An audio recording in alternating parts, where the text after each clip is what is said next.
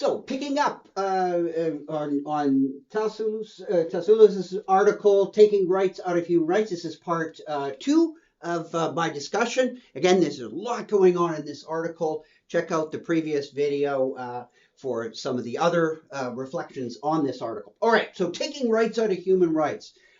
He says, look, Griffin, even though we've seen that Griffin doesn't want to have this big theory of human rights, he wants to kind of ground it on normative agency, on personhood, and goes right to the substantive account. He doesn't want to take this indirect route through theory, but that comes with problems. If you don't want to theorize, there's problems with that, right? Think about it. If people don't want to theorize something, it's like, okay, well then where does this come from? Well, intuitions or, just thoughts that you may have. You might have learned it from your grandma, whatever.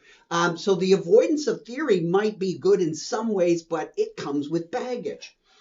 And one of the things that when people avoid is a common sort of criticism. When people avoid theory, they might be sneaking in theoretical aspects or assumptions that they're not explicitly saying or stating. And that's why it's nice when you say to someone, I want to know your theory, because then they have to put all the presuppositions and assumptions out on the table that you can then examine. And so Tasiolas is saying, look, Griffin may say, on the one hand, oh, I'm not theorizing, I'm just kind of doing this direct approach, but he nonetheless makes assumptions about moral rights and their relations to values when he does discuss issues of human rights and whatnot. And he says that, Tasiolas says that Griffin's assumptions are not always really clear what he's doing. And so a number of authors will say, look, I like what Griffin's doing in general, but it's not always clear what he's doing. So you can like someone's general project, be very critical of it and say it's not quite specific, it's not quite laid out as clear as I would like. I like the project, but there's ambiguities. It's vague, it's foggy in places. So he picks up on this bus rider's example, and I'm just going to kind of modify it a little bit and simplify it. Look, you and I are riding a bus. And Griffin says, okay, so you're riding the bus, you're paying, and I'm like one of these guys that sneaks on the bus, right? And you pay every day, and I sneak on the bus.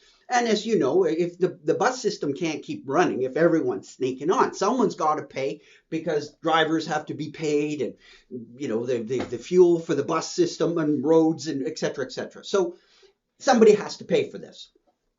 So I'm the freeloader, you're the payer. Now, you could say, Griffin says, look, there's no question that I'm being the freeloader. I'm unfair to you. That's not fair. I'm, being unfair to you by basically sneaking on the bus and relying on you and other good people to pay. And so I sneak in and I'm a freeloader, right? Any sort of communal system has the problem of freeloaders, right? What do you do with that? What kind of punishments or whatever should there be? And who has the right maybe to use it free, et cetera, et cetera. So this is a common problem. But we're just taking it in the sense that I'm just a freeloader. I could pay all things considered. So Griffin says, I'm unfair to you, but I'm not violating any of your rights. Now, you might say, well, maybe it's not a disastrous thing. It's not a big human right you're violating, but I have a right to something, or I have a right to pay only for my share of it, and you have an obligation. So you might bring some discussions of rights in, but why not? Griffin says no. So why not? So you can question him, as Tasiolas does. He says, like, well, what kind of a presupposition of moral rights and human rights are you working with? So be aware that when someone doesn't lay these presuppositions out fully and claims not to be doing it, they could be smuggling in all kinds of presuppositions that aren't clear. That's basically what Tasiolas is saying about Griffin. He still then says, oh, well, but that's clearly not a human rights. It's not even a rights violation. It's unfair. Well, what's the relationship between what's the relationship between moral rights and values and fairness? Now, so how is something not a violation of a moral right, but it's a violation of fairness? So it's unfair, but it's not a violation of a moral right. Well, what makes that distinction? If I say yes, if you do say to Griffin, yes, it does violate a moral right, maybe it even violates my human right, what's the response, right? And it can't just be, well, I call them as I see them, right? That's not very satisfying. It's certainly not a theoretical one. We often do stuff like that, but it's not really a philosophically well laid out theory. If you just say, well, geez, on such a basic issue like that, I don't know, it just strikes me that it's not a violation of a moral right. Well, what do you mean it just strikes you? So that's really what Tasiolas is saying here.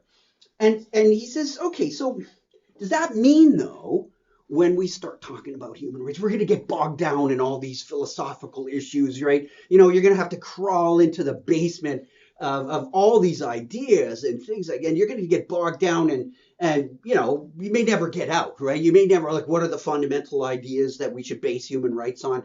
Leads to the question of, well, are there fundamental ideas and values, and what are they? And oh my goodness, you'd never get a theory off the ground.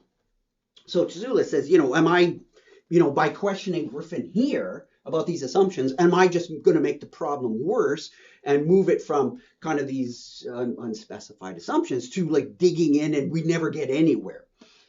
He says, I don't think that's necessarily the case. There's always a danger of that, but it's not really necessarily the case. It's problematic to provide you know, a full-blown theory. But Tasiolas says, again, roughly, look, there's a couple of things we can say that are important. They tend to be theory neutral. They're pretty acceptable, kind of weak claims, weak ideas that are features of moral rights. And you know, I mentioned already on the bus thing, I have a you know, you have an obligation. You know, I have a duty to pay. You have a duty to pay. You know, obligations and duties. Yeah, that seems to be always with moral rights. You know, they're sources of obligations and duties. They are grounded individualistically and a directed character. So you can dig through Tasiolas' text to get more of a detailed analysis of each of these, what he thinks are very kind of weak theory, neutral notions, that we can talk about moral rights without getting deeply bogged down. Now, if that goes through, that we can talk like this with these fairly simple notions, we can get around this problem of unclear assumptions. We can have some clear assumptions that aren't going to bog us down, but they're useful. Well, then that gives some suspicion to Griffin's project that, you know, that everything's indeterminate and all that. No, it's not. We actually have some things that are more determinate than he thinks, right? That's a claim that others will be suspicious of, you know, that everything is as indeterminate as Griffin thinks, right? So always be aware when someone says, oh, here's a big problem that has to be solved. It's also a claim that there's a big problem. Sometimes people claim there's a big problem and offer a big solution, but there might not be that problem in the first place. So always, you know, think about that. Is there really a problem here? Or is this a contrived problem? Or is the problem, yeah, there is a problem, but it doesn't quite look like that, right? So be careful, because when people set up problems, they sometimes may set it up with a particular solution in mind. So it's a little bit, shall we say, a little bit rigged from the beginning. So we could be a bit suspicious that Griffin's project, you know, is a little bit rigged in the beginning. And with this notion of these theory neutral features, these kind of weak claims that are characteristics of moral rights, Tasiolas then goes on, you can check out the article, for 3 problems for Griffin, namely that human rights are grounded in norm and agency, this notion of this personhood, which I just label as P so I don't have to keep writing it out. So that this seems to be, there's problems here, there's problem in that the personhood explains human rights universality. He thinks there's some problems with that, and that personhood explains human rights role in practical conflicts, that there are problems with that as well. So in sum, he admits, Tasiolas, that is, admits that he's written a fairly critical article on Griffin's theory. But he does say, look, Griffin has put together, in the last few years, well, quite a few years ago now, but certainly in our time, one of the most powerful theories or approaches to human rights. So it's something that other approaches would build upon. So it's not that there's anything disastrously wrong, but it needs fleshing and building, and it's an important one. But he thinks that if we take this broader approach, we would, again, as I said in the previous video, less and less vulnerable to being accused of a kind of bias, and we would get a broader base and a more useful account of human rights. Okay, so that's about all I'm going to say about Tasiolas. This is mostly a critical article, somewhat of presenting another alternative approach, but still building arguably within the context of what Griffin's all about, but a little less abstract than Griffin's approach. All right, so that's it for part two, and that concludes my comments on taking rights out of human rights by Tasiolas. See you next video.